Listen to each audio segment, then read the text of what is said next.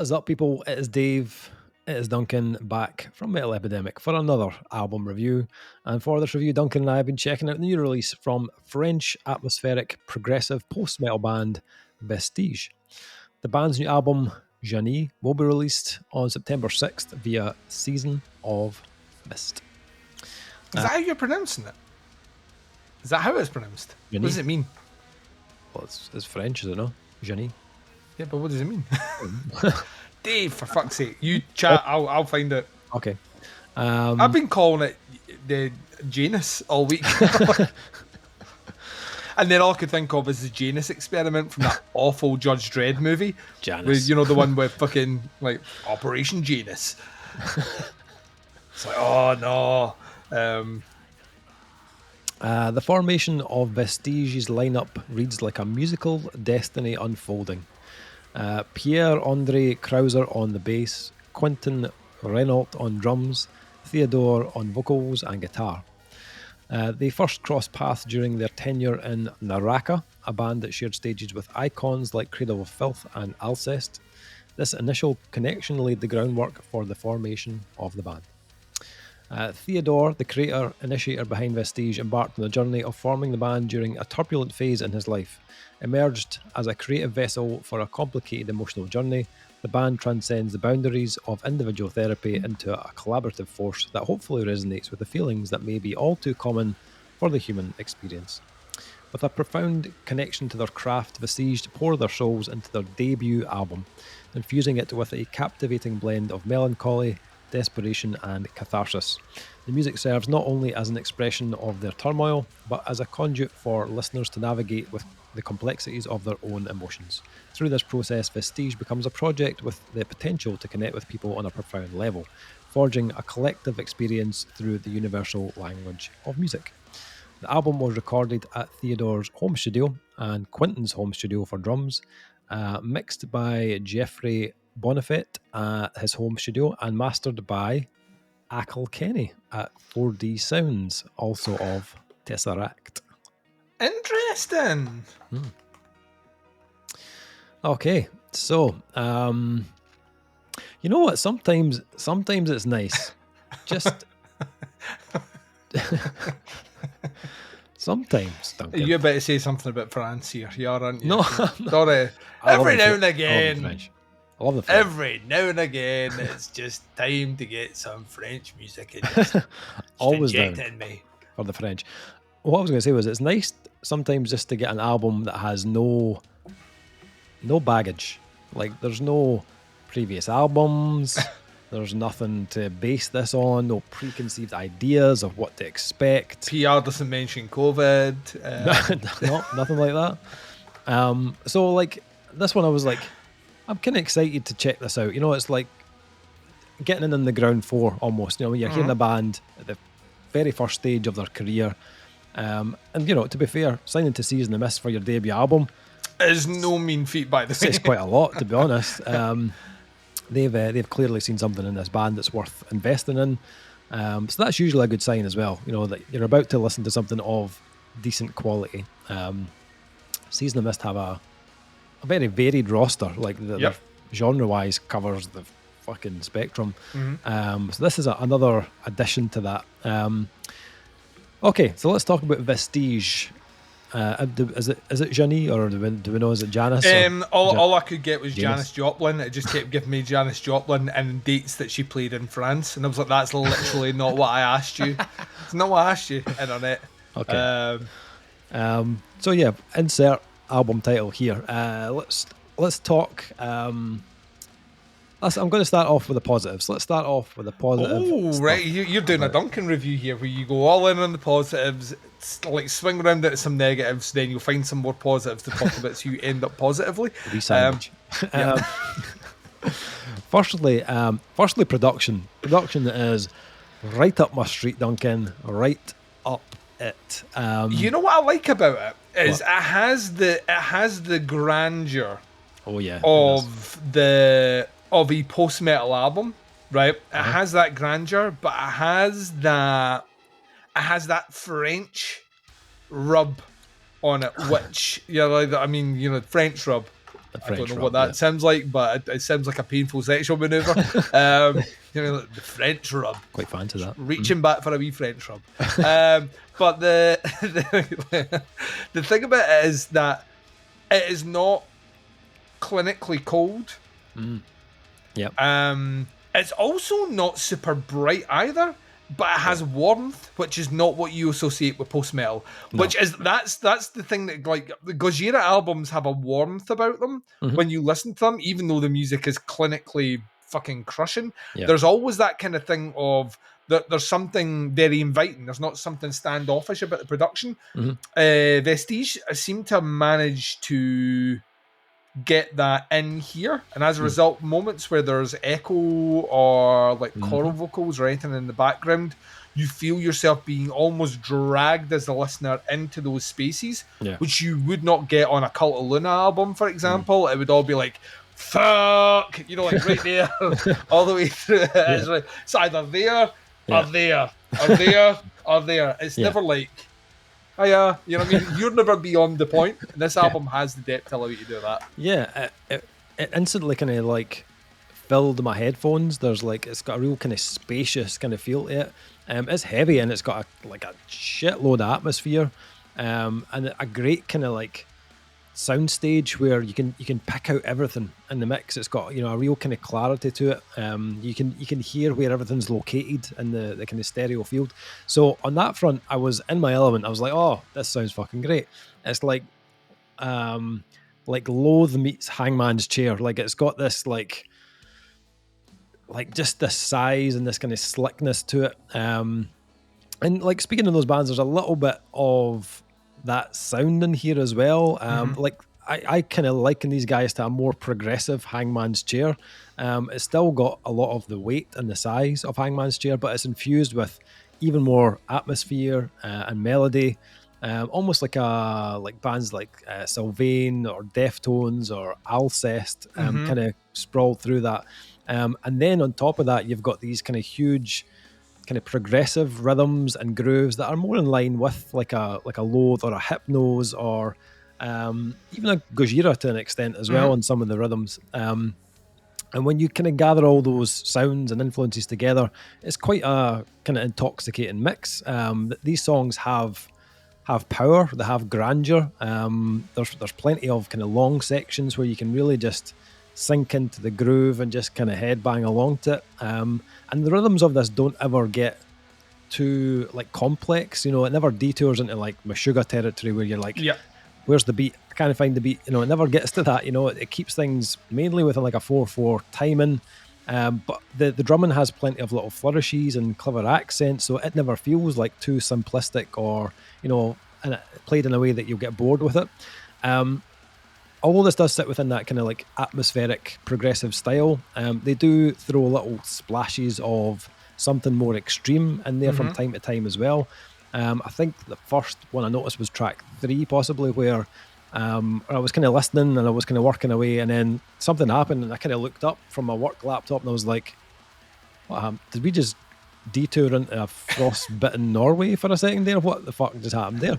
Because there's like a little definite tinge of black metal on that track, and then you get it in both some of the guitar work, but more so in some of the kind of vocal screams which are within that kind of register. It's not overpowering. It's actually quite subtle musically, but I like that they weren't opposed to let's take a little dive into some darker waters for a wee second. Thankfully it's not the only time they do it either. We get it again on tracks 5 and 6, but with slightly less restraint this time. But I like that they didn't abandon their progressive elements either. They make sure the balance is still there, and you're aware you're still listening to the same band. It doesn't sound like they've went into like some other style and they sound like completely different. Track 6 also features the Alcest vocalist as a guest, which was a really cool collaboration. I really enjoyed the different tones on the track, giving you a different contrast and different textures vocally.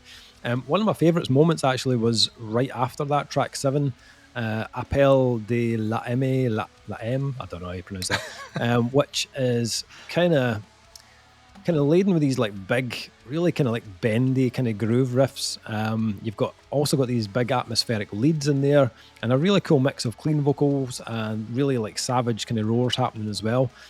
They also adopt the old Gojira pick scrape technique. Yeah, I mean, yeah.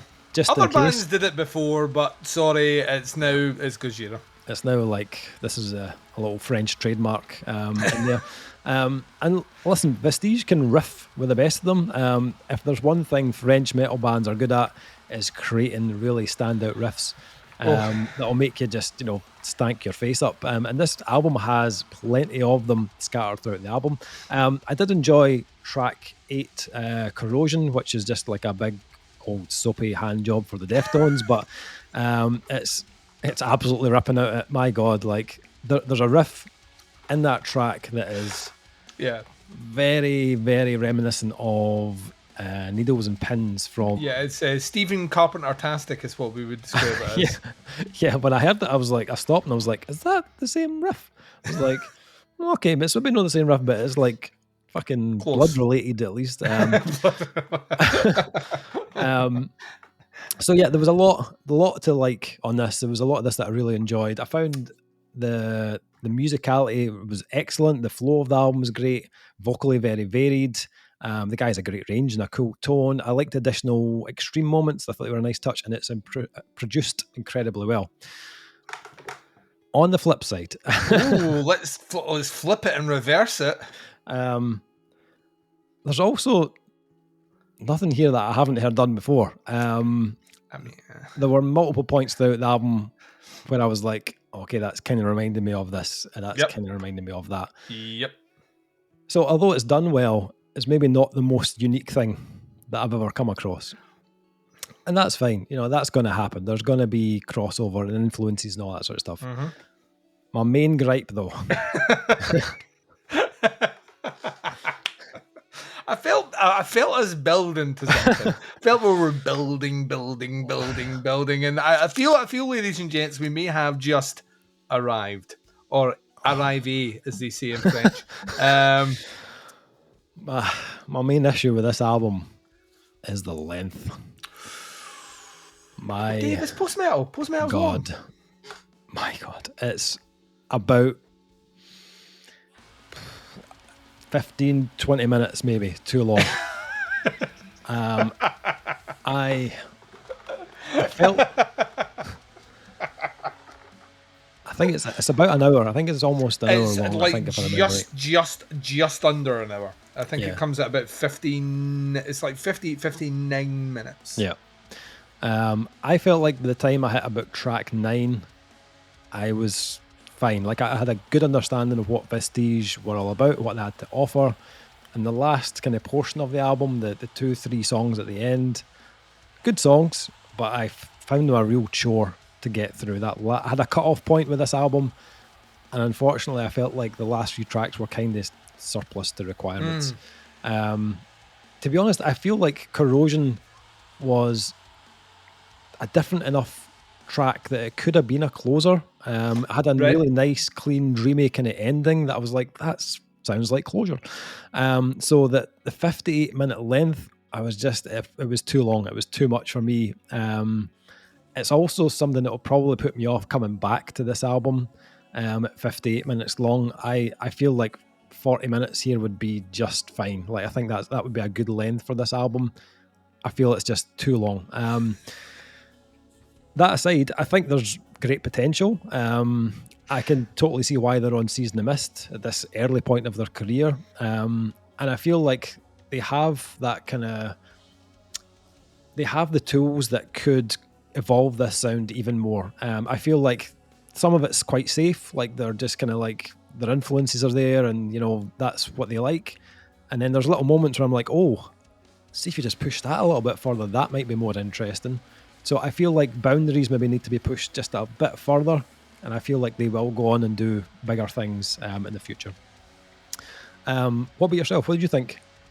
So, once again, I don't read PR on this one, but I called this as a debut, almost identically for the reason you just mentioned there. Right. Like, I can hear every influence. Yeah. Like, the way that every band that are first signed, or like that, I need to... This might be my only album so I need to do everything that I like in one album. And as a result of that, they tend to run sometimes a bit long if there isn't someone steering it. You've also answered another couple of questions. It does sound like the band themselves are pretty much involved with the writing, recording, kind of mixing and mastering of said album as well, which I think, it might just be me saying this, I think on your first album, you need a producer who's not in the band, right? I think the reason you need that is that you can't pull yourself away far enough from what it is you're writing to understand maybe when you're going too much. My biggest gripe is it's too long. So we're not apart there. Okay.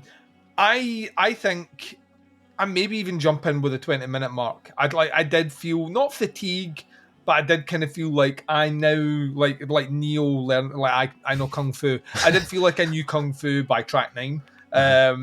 And at that point, I did kind of feel like, right, we're going to get more of this, but we're getting really more of what the band has already delivered in ample amounts throughout the rest of the album. I will tell you what I think is like the strength of Vestige. I think what they have, which almost makes them like not unique within their genre, but in some respects kind of unique in the kind of the post-metal genre, is that element of kind of shoegazy style vocals. Like the main melodic voice on this one is so delicious. I would get fat listening to this, right? This is a tub of Häagen-Dazs I can't put down. It is so beautiful to listen to. It's dreamy, it's woozy, it's got all those kind of Deftones sort of elements, but it really leans into a huge swath of a lot of that shoegaze we've been listening to. It's not that far off the mark of what you get when you listen to Death Heaven when they do the melody. It's that kind of richly reverbed, full-sounding, warm tones. Fucking great. And it reminded me at times, weirdly, of Death Heaven. Like, you're getting those blasts that kick in, the kind of shreddy riffs, but the reverb that's on everything kind of, like, it polishes off the rough edge. Yeah. So the fact that they were mixing all that in there, don't sleep on the aggressive vocals. The aggressive vocals that's the post-metal element for me. It just sounds like this guy, like his first words were just like a scream in one tone. It's just so well formed, and just like you get the feeling he can just do it whenever he wants for as long as he wants. It is the album that flourishes with riffs and really cool techniques and atmosphere and depth. But I kept coming back to on the third listen in particular, I was kind of like, right, we're splitting it up. And I don't like doing that with albums, but I made a conscious point of after track 6, 5 and 6 are like a part 1, part 2. Stop there, go away, get some toast, a cup of tea, come back, finish the album off, then we'll be good. I mean, I think they're an exciting band to listen to from that respect, but I also do feel that what the band needs, maybe more than anything, and might be the one thing the band might not want to do without, is maybe actually get someone else in just to smooth off some of it a little bit in terms of song length. Not always, but album length, definitely. He's a big, very impressive sounding album, but it is sadly a little bit too long for my attention span. I dare say there are people out there that will acclimate to this really well.